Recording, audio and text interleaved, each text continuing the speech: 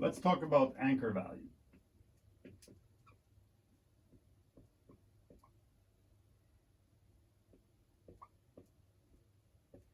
So what do I mean by that? Well, think of it this way. We have a price, which is the book value, return minus growth over cost of capital minus growth. So this is our basis, right?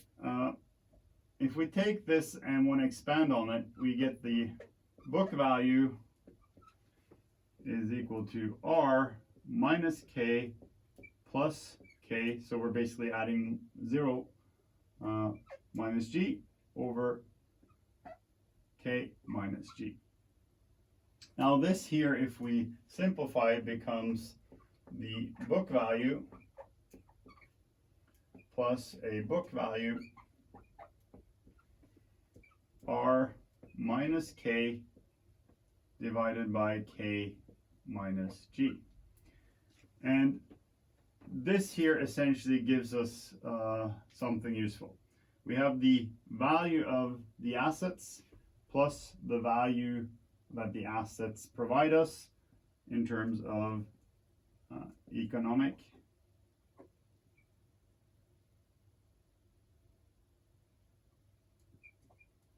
profit. Okay, now here there's a growth component, right? So we have economic profit, we want to grow it, but we can actually simplify this down even further to get more information in terms of understanding. So if we have the book value here and we just take the economic profit component, now we're assuming here that this is the part of the firm that does not grow, okay? And then in addition to that, there will be something more, right? The growth part. What is that? Well, that comes from our net investments. What is the net investment? Well, it is the earnings and then the part that we reinvest. And we adjust that by doing the growth over the return on the new assets. Now, the difference here between this first one is that here we assume that the assets in place have a similar return to the new assets. For the second part here, we're assuming that the assets in place do not have the same return as the new assets. And the difference here is, here we're assuming that we're sort of maintaining the same returns. Here we're basically saying it's either going up or down. Usually it goes down. So basically you start out with a restaurant in a prime location, and then as you expand, you have to go to locations that are less favorable, and as such the return goes down as you progress. So it decays basically a little bit. Now here's basically our net investments, right? And this we can discount by the growth, and then what we get here is a term for the book value of the new assets. And again, this here will have some sort of economic profit with regards to the new return going forward. And something helpful here is that this here is referred to as the assets in place.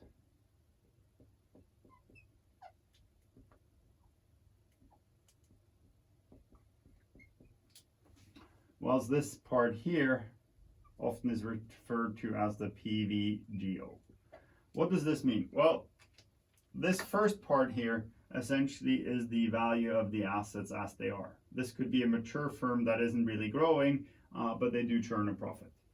The second part here would be more like a startup, right? So here we're assuming things about growth. So we're speculating on the growth, we're speculating on the returns, and there isn't really any assets. We're building the assets with net investment. And the way to think about this is, if we take a firm that doesn't really grow, so it's zero growth, we take here this function, divide by the book value, basically have price book, which is R over K, right? So it's basically telling you how much value creation there is in the mature firm. If we, on the other hand, have a firm who has no book value whatsoever, right? It's startup, and then we're saying they're reinvesting it, now we are talking about the speculative value, right? How much do they grow? What can the returns be? And so on. And in terms of this, this is something we know. This is an anchor value. This part here is a speculative value, right? We do not know here, but we do know for this. We do know that we have the book assets. We do know that we are making a profit on them.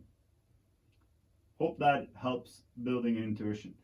The second thing here is that this second part here, we can of course use a term here at the end, the annuity term. So what you can do is you can add in a term that would be something along the lines